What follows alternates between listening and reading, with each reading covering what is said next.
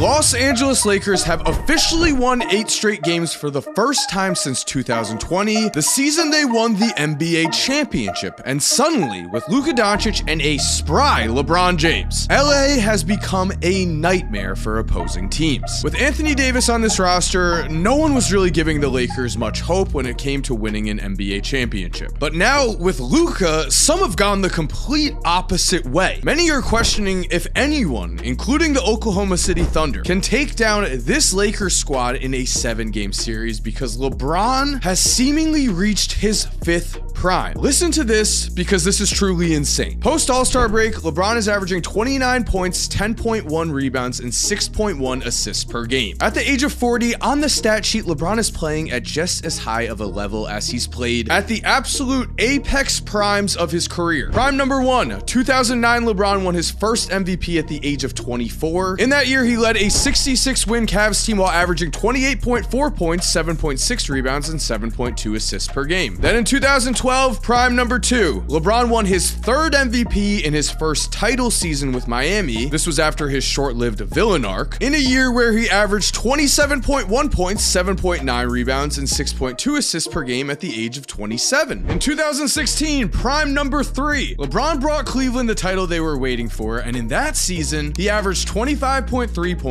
7.4 rebounds, and 6.8 assists per game. Prime number 4 came in 2020 as the Lakers won the championship while LeBron became a passing maestro, averaging 25.3 points, 7.8 rebounds, and 10.2 assists per game. Now, 40-year-old LeBron is playing at this level again. We know when he plays at this level, any team he is on is capable of winning the NBA championship, and LeBron is feeling himself. He's even stepping up to Stephen A. Smith and telling him, enough with the Bronny slander. But the real question has to be, do the Lakers actually have enough here to keep this up and win the NBA championship? What's up, Mike here, and we need to watch this play. But first, if you enjoyed this video, it would be awesome if you subscribed and turn on post notifications. That way you never miss another video, only if you're liking the content. Now on to this play. Now it's Anunoby on Doncic. The switch again. Doncic over top. Oh, my! What a rainbow of a shot. Luka Doncic is officially back. Luka, it's good to have you back. Yes, sir. It's good to have you back. No more 1 for 9 from 3 or 1 for 7 or 1 for 9 again. Those are all real recent stat lines from Luka as a Laker, but no. Now Luka has found his shot again, and we are seeing what this team is capable of when Luka is at full power. It was reported that a beast was awakened inside of Luka after the Mavericks trade due to the sheer disrespect they have been giving him, as the amount of fat comments that have piled up has gotten so ridiculous in volume at this point that you'd think Luka was literally drinking a 12-pack of beer during actual Mavs games instead of just enjoying a nice hookah in the offseason. But guys, before we continue, I'm very excited to say that this video is sponsored by SeatGeek. With the NBA playoffs right around the corner, I want to be watching the games live and in person. And that is why our friends at SeatGeek have you covered. Everyone, not just new users, everyone can use my code Mike10 for 10% off of any ticket on SeatGeek. Sports, festivals, concerts, you name it, SeatGeek has you covered, as SeatGeek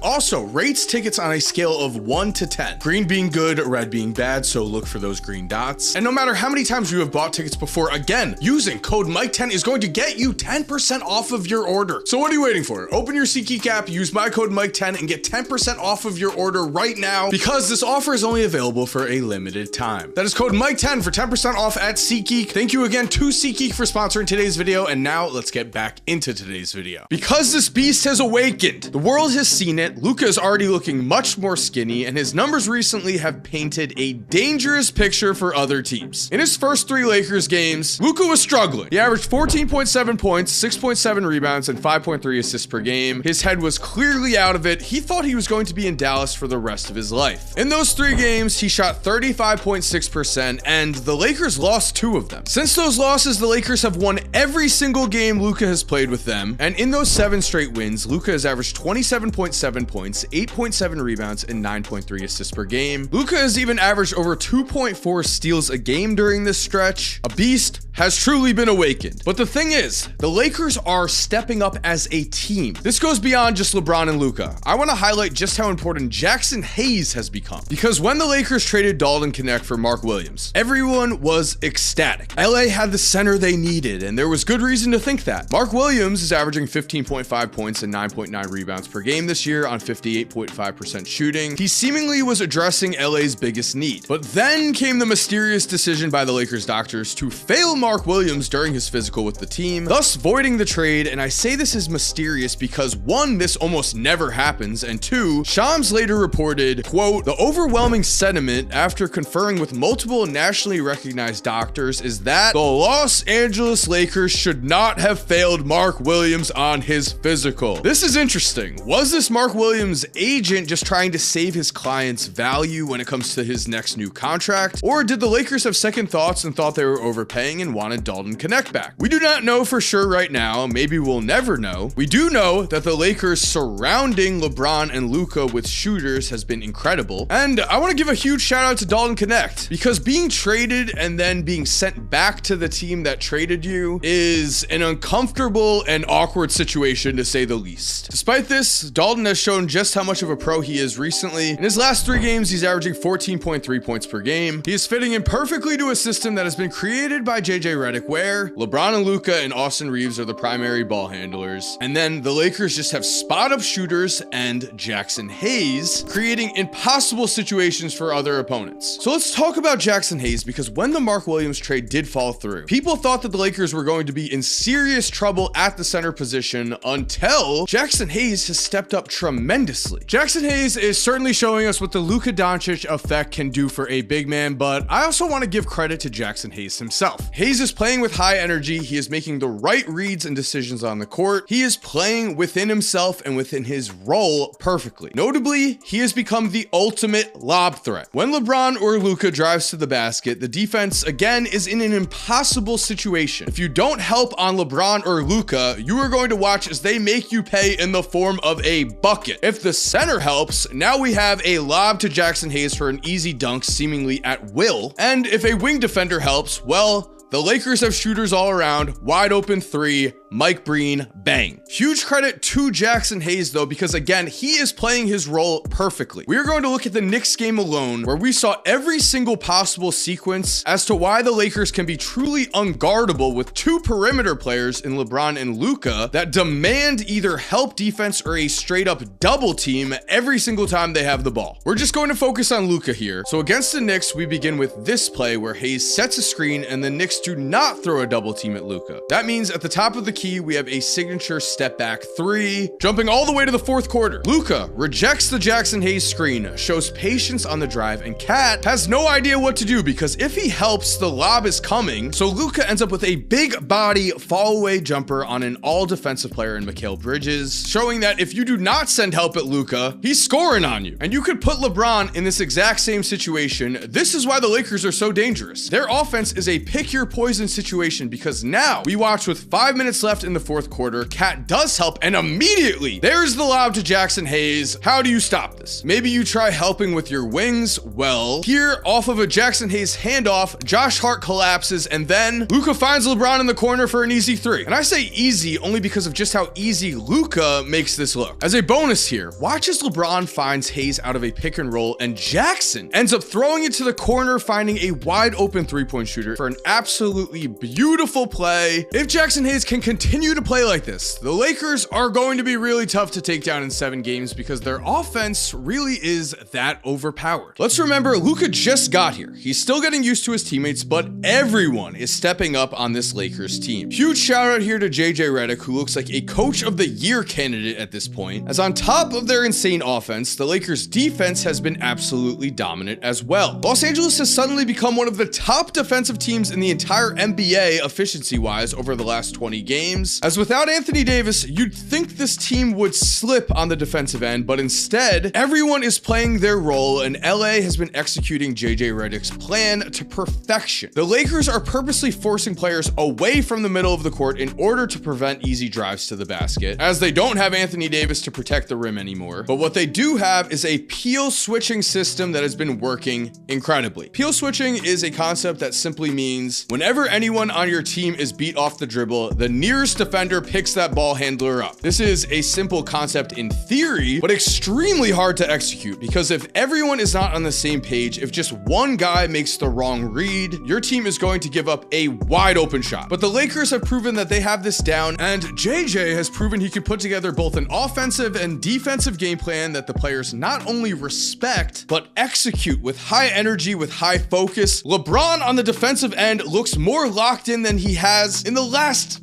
5 years. If there's one thing we know about NBA basketball, it's that if you have two of the best players in the world on your team, you are going to have a great chance to win any playoff series you're in. There are plenty of tough teams in the West. Oklahoma City, though, specifically is 51-11, and Shea might win the MVP this season. But of course, we have to mention the Thunder are unproven in the playoffs, and LeBron James has the most playoff experience out of everyone in the entire NBA, while Luka just carried his team to the NBA Finals last year, beating who else but the Thunder in the second round of the playoffs in the process. Will the Lakers actually win the NBA championship? That, of course, remains to be seen. The playoffs this year are going to be extremely fun. So thank you for watching. I hope you enjoyed today's video. If you are new to the channel, make sure to subscribe and turn on post notifications. That way you never miss another video. If you're still here watching, if you are subscribed, thank you so much for supporting. You are awesome. We all know it. And as always, have an awesome day, and cue that music.